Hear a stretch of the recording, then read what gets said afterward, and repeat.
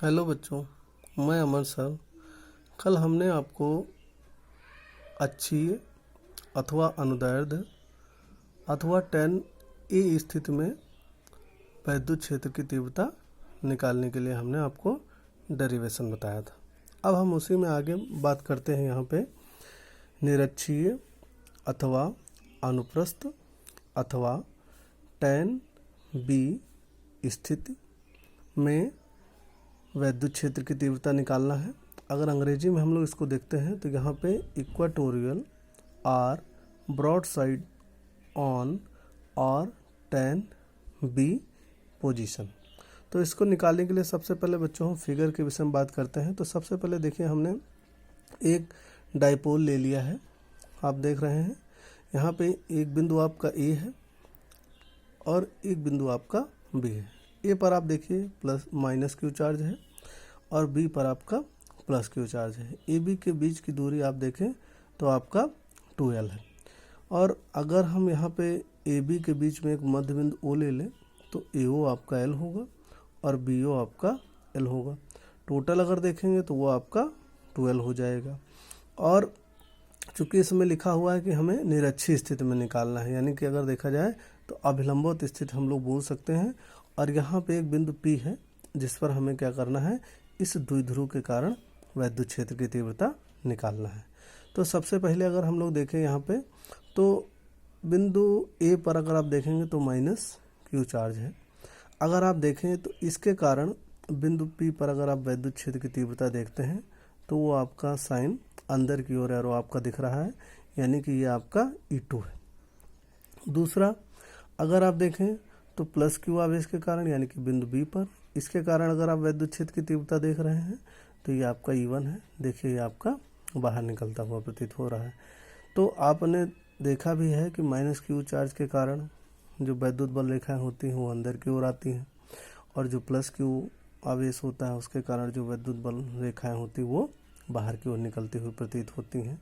अब हम क्या करेंगे, ए को पी से मिला देंगे और बी को पी से मिला देंगे और इनके बीच में एंगल हम थीटा ले लेंगे।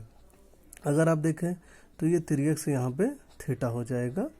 और फिर आप देखें तो ये आपका E1 है और ये आपका E2 है। अगर इसका हम रिजल्टेंट देखते हैं तो यहाँ पे आपका E हो जाएगा, जो कि आपका, अगर आप इससे इस पर लंब डाल देंगे, क्योंकि ये आपका थीटा है तो इसके सामने आपका लंब हो जाएगा। ये यहाँ पे परपेंडिकुलर 90 डिग्री है तो ये आपका कर्ण हो जाएगा, ये आपका आधार हो जाएगा।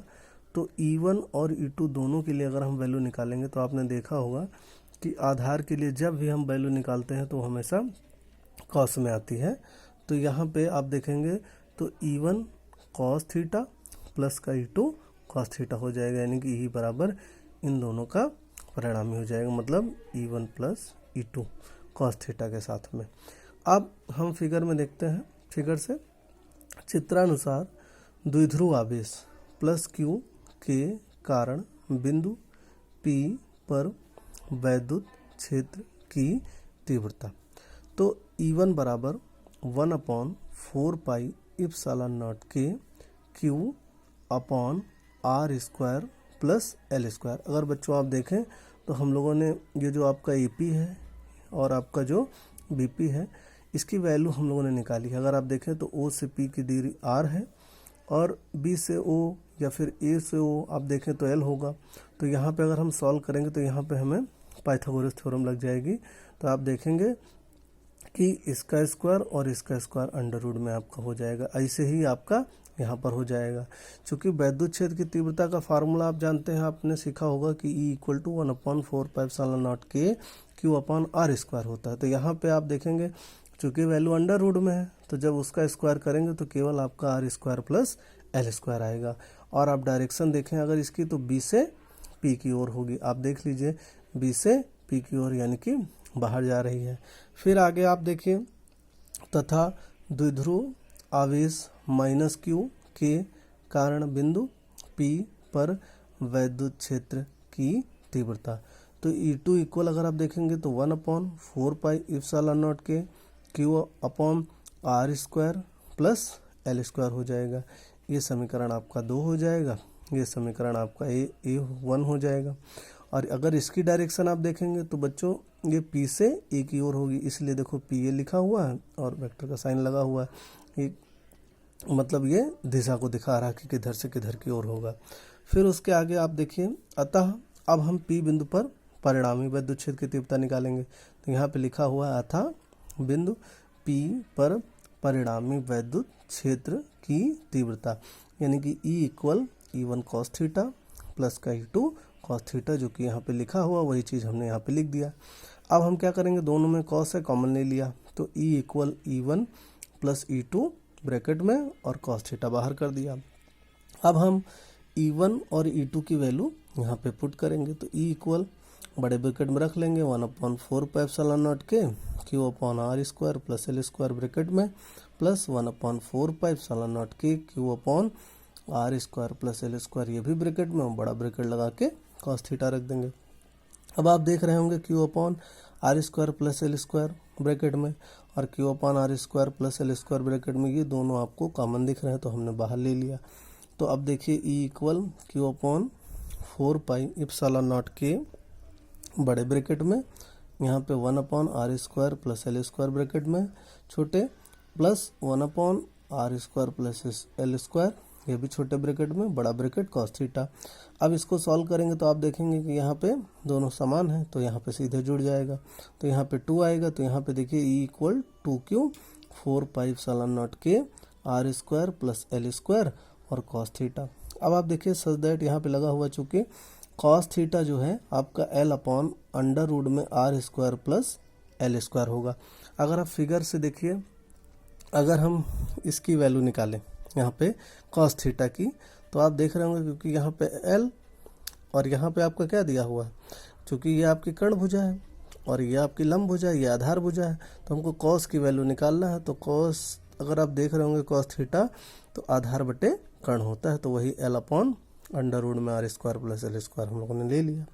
तो cos थीटा की वैल्यू L/√में r² प्लस L² आपकी हो गई।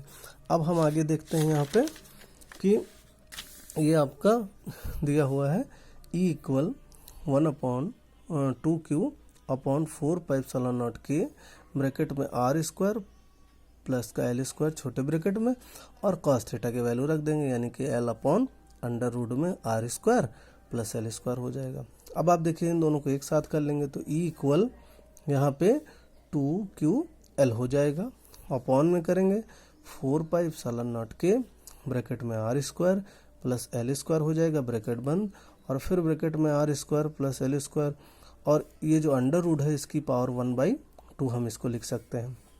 फिर आगे थोड़ा सा सॉल्व करेंगे तो E = अगर आप देखेंगे तो 2QL/4πε0 के ब्रैकेट में r² प्लस L² का होल, अगर आप देखेंगे 3/2 हो जाएगा, क्योंकि आप देखिए यहाँ पे इसकी पावर 1 है और यहाँ पे इसकी पावर 1/2। अगर आप देखें बेस सेम है, पावर जुड़ जाएगी, तो यहाँ पे 3/2 आ जाएगा। और आपने वैद्युत द्विध्रुव आघूर्ण सीखा है डायपोल मोमेंट, यानी कि P = 2QL, तो हम इसकी जगह वैल्यू रख देंगे। तो E = कितना, 1/4πε0 के P/r² प्लस L² होल 3/2 हो जाएगा अगर आप देखेंगे। अब आप देखिए, चूंकि आपने देखा है कि R जो है वो बड़ा है L के कंपैरिजन में, तो हम क्या करेंगे, L को निगलेक्ट कर देंगे।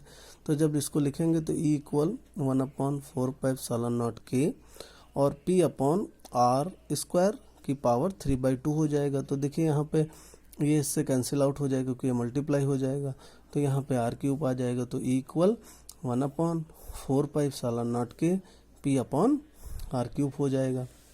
अगर निर्वात अथवा वायु के लिए करेंगे तो K की वैल्यू 1 हो जाएगी। तो यहाँ पे फिर वही फार्मूला हम रिपीट करके लिख देंगे, E = 1/4πε0 के P/r³, K की वैल्यू यहाँ पुट कर देंगे, तो E = 1/4πε0 P/r³ हो जाएगा। तो ये आपका निरक्षीय स्थिति में वैद्युत क्षेत्र की तीव्रता आ जाएगी किसी बिंदु पर। मात्रक देखेंगे तो वही आपका जो विद्युत क्षेत्र की तीव्रता का होता है न्यूटन पर कूलम, आपका मात्रक हो जाएगा। धन्यवाद।